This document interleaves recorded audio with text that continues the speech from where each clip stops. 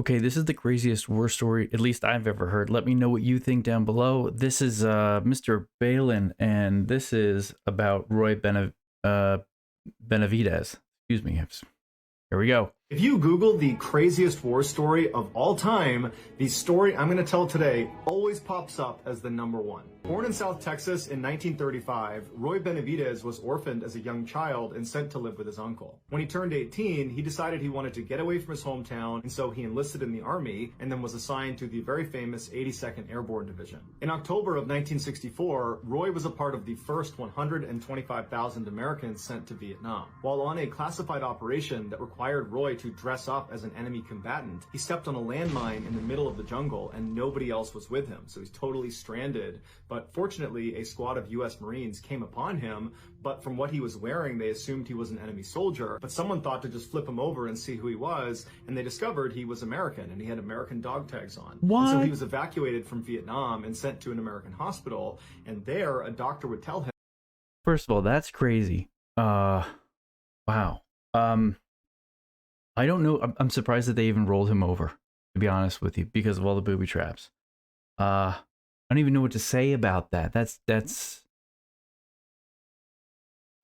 just the beginning. That he had a serious spinal injury and that it was unlikely he would ever walk again. And Roy's first reaction was, please don't discharge me from the Army. Because for Roy, the Army was his life, and he desperately wanted to go back to Vietnam. And so he pleaded with the doctors and the nurses, please let me have some time to try to regain my strength in my legs. And so they said, look, you're gonna get medically retired if you aren't walking within the year. And so every night when his doctors and nurses would leave, he would fall out of his bed and then drag himself across the ground to the wall, and then he'd pull himself up and try to put weight on his legs and attempt to build strength back up and retrain himself how to walk. And after 6 months of doing this every night, he did literally reteach himself how to walk. And his doctors and nurses, they're watching this transformation during the day, but they're not seeing him at night. And they're telling him, this is a miracle. We've never seen someone recover so quickly. Yeah. And Roy just stayed quiet because he wanted to make sure he was allowed to keep doing that every night. After those 6 months, his doctors and nurses agreed that, yep, he's good.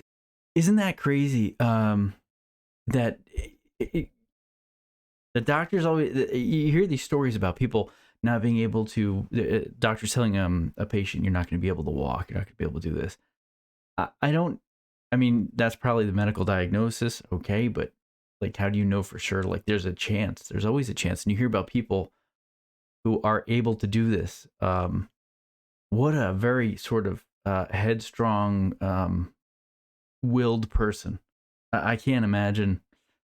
I don't know what I would do in that situation. After even already stepping on a landmine. Wow, that's 2 for the guy. He can stay in the Army. But the Army said they wanted him to take a desk job because he had already been so badly wounded in combat. And Roy didn't want that. And so he was sent to North Carolina for his desk job. And as soon as he got there, he began training like a maniac every minute of every day, trying to get in the best shape of his life. Okay, this sounds like Roy. Now, I'm beginning to understand this guy, at least on, let's see his mentality.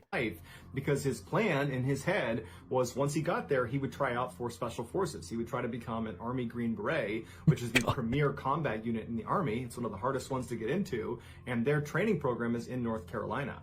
And so after a few months, he was in amazing shape, and he asked his superiors, can I go try out to be a Green Beret? And they're like, I can't believe you're even walking, but you know what? You've come this far, you can go try out. And just a couple of months later, Roy Benevidez was a Green Beret. Okay, so he goes to joining the Army. I believe it was the Army. No, yeah, 82nd. He was in the 82nd Airborne. Goes to Vietnam, steps on a landmine, is left for dead. Luckily, a patrol comes by, turns him over, thinking he's, the enemy, because he was dressed in enemy clothing. For some reason, luck, they turned him over. Most people would have just walked by thinking there was a... Anyway, they say he's not able to walk anymore. That's it. He is able to walk. He gets a desk job, gets in shape, and in 6 months, he's like within 6 months, or I think it was, he tries out for the Green Berets and becomes a Green Beret. Wow. Talk about the craziest story. Yeah. A year later, in 1968, so 4 years after Roy was nearly killed by that landmine, he was sent back to Vietnam for his second combat tour.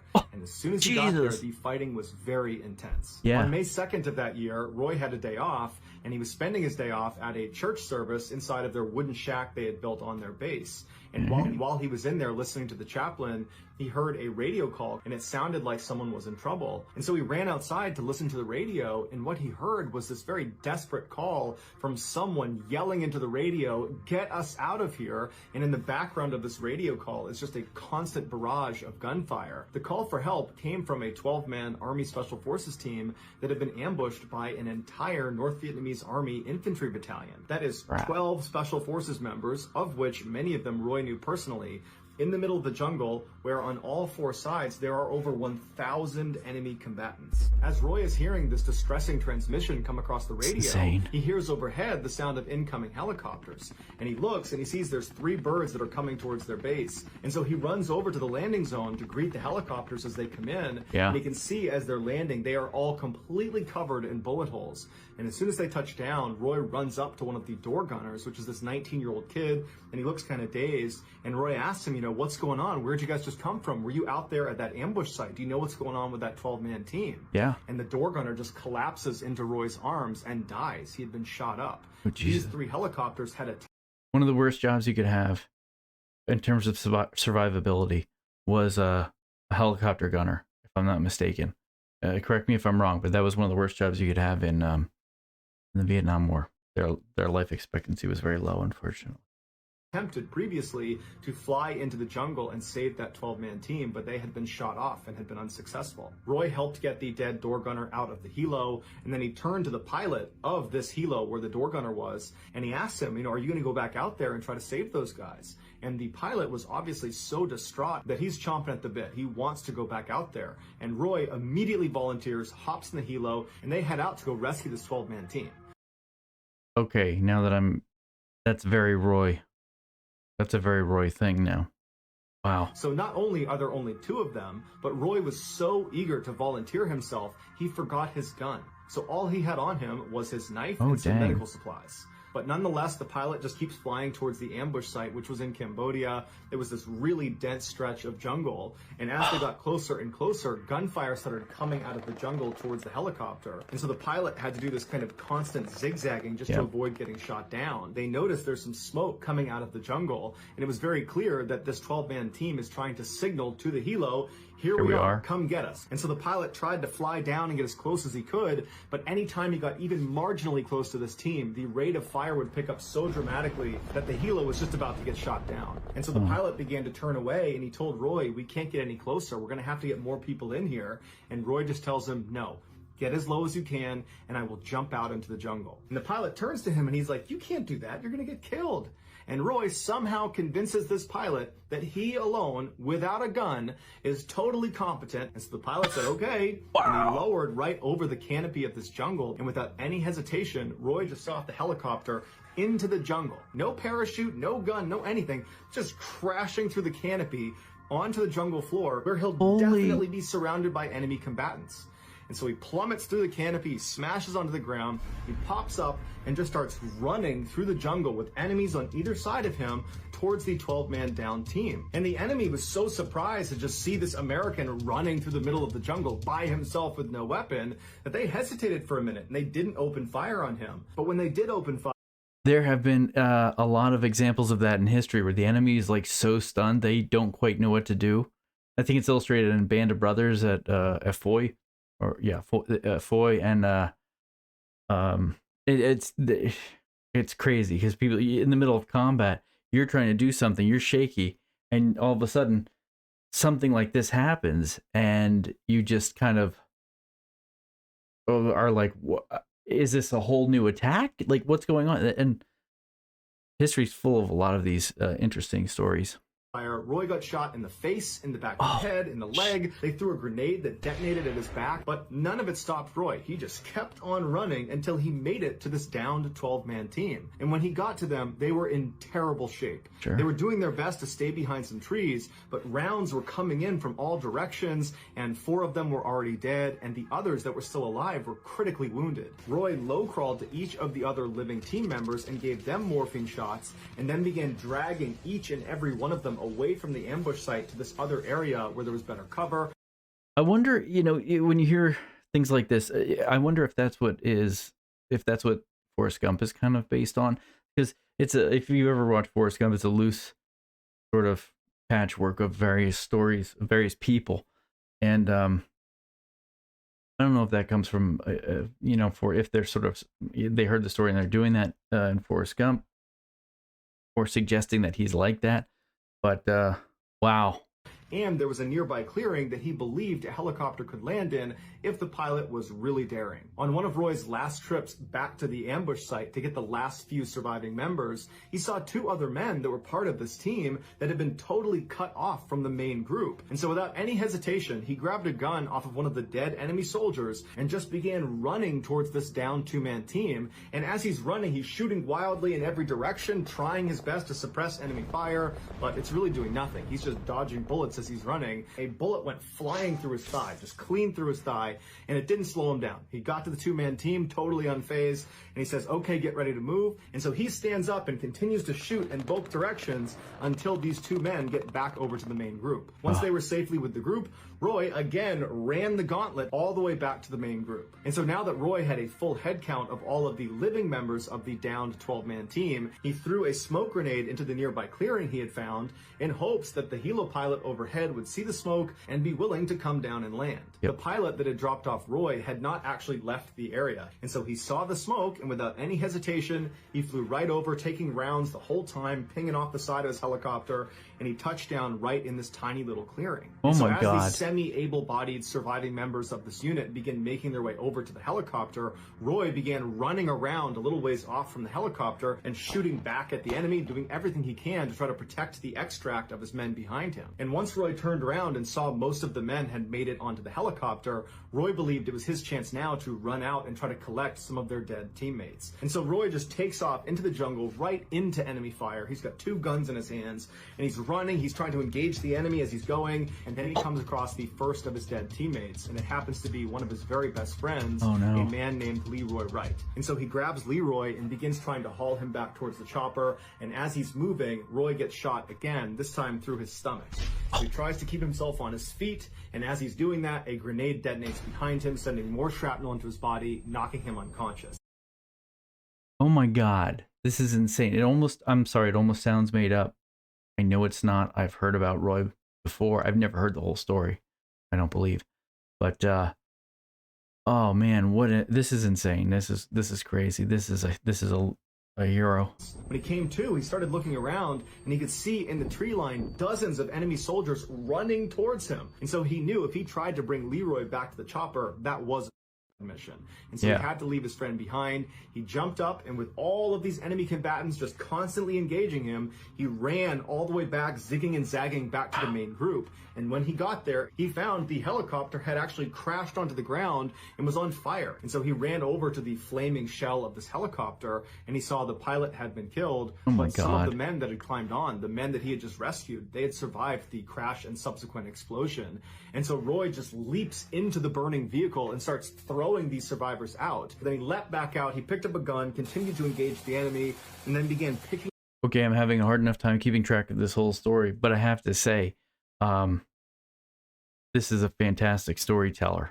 I'm like so engaged. Up these wounded men and dragging them even farther away to another area that was safely away from this crash site, because he knew if he didn't get all these people away from the crash site, Pretty soon, mortars are going to come raining down on this area. Yeah. And so Roy finally gets all of the survivors over to this new area, and he's looking around, and he can see there are still hundreds of enemy fighters that are not that far away from them, just constantly engaging them. And Roy's doing his best to grab guns off the ground and shoot the enemy, but there's just too many of them. He's looking around at his team, and everybody's on the brink of death, and he thinks to himself, the only way we can get out of this is if we call in what's called a danger close airstrike. A danger close airstrike is when the controller tells the aircraft overhead, I want you to drop a bomb right here, giving them the grid coordinates, but where they're telling them to drop is basically in the same position where the controller is. And you'd only do it if you're being overrun.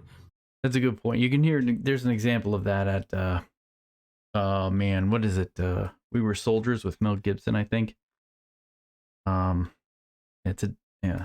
Oh my gosh, but he explained it right there. No need to say anything else. It's a way to ensure your enemy gets taken out, even if that means taking yourself out. The goal of the controller is to get that airstrike as close as you can to your position without killing you. And so Roy, who's physically wrecked, he's getting shot at, he pulls out his map, he calmly finds his grid coordinates, and he calls in a beautiful precision napalm strike.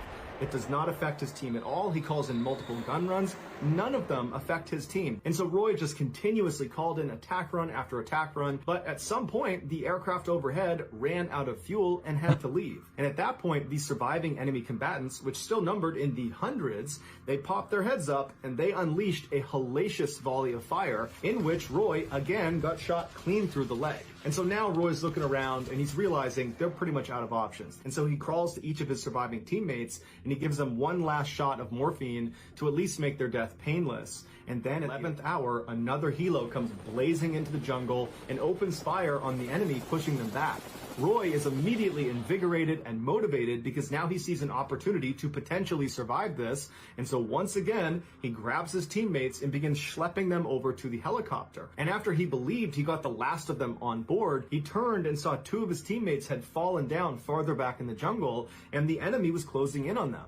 And so Roy, like always, without any hesitation, just starts running towards them. And as he's just about to reach them, an enemy soldier that had apparently run out of ammunition leapt out of the jungle and smashed Roy on the side of the head with their rifle butt. And so Roy falls to the ground and the soldier jumps on top of him and smashes his face. And then the soldier turns his rifle around. There's a bayonet on the front side. And he begins impaling Roy. And Roy, like out of a movie, grabbed the rifle, threw the soldier on the ground, jumped up, got on top of him, drew his Bowie knife, and proceeded to kill this soldier. And after he was done with that, he ran over to the two downed men. He grabbed one of them with his left hand. He picked up a rifle with the other. And as he's dragging this guy back to the chopper, he shoots and kills two more enemy combatants. So he finally gets this guy back to the chopper. He runs back, gets the last guy, throws him back in the helicopter. And then finally, Roy is the very last living American to hop in the helicopter, and the helicopter takes off. On the helo ride back, Roy was in very rough shape. And so when they finally landed back at base and Roy was hauled off of this helicopter, he wasn't moving. And the doctors and nurses didn't really even know where to start with him. He had so many injuries. And so they started trying to treat him, but there was no heartbeat, no pulse. And so they declared him dead. Roy's body was moved into a body bag, and as the doctor was zipping it up again, Roy spit in his face because Roy had no other way to communicate. And so unbelievably, Roy was still alive. And so they took him out of the body bag and they shipped him to Japan for intensive surgery. And then he was transferred to Texas, where he spent a year rehabbing from his severe injuries. Roy was immediately given the Distinguished Service Cross and was put in for the Congressional Medal of Honor, which is the U.S. military's highest award for valor. But the paperwork took a really long time, and so Roy was not actually given the Congressional Medal of Honor until 1981. Of the 12 men that were trapped in that jungle, 8 would survive, all thanks to Roy Benevidez. Roy passed away in 1998 as a result of complications from diabetes. He was 63 years old. That is an insane story. And what a great storyteller, by the way. I have to give credit to him for that. Oh my God. Yeah. He died in 1998 from diabetes, of all things. Let me know what you think about that story. Wow. So believe it or not, this is, it's hard to, I can't find this on YouTube. So, I'll put his name down below. You can go to his channel. Wow. That's insane. I'm going to check to see if a lot of this is true, but I mean, certainly for the sake of storytelling, I can understand that some might not be, but, No words. Let me know in the comments what you guys think. That's please comment, share, subscribe, do whatever you want to do. But wow, but that's a hero.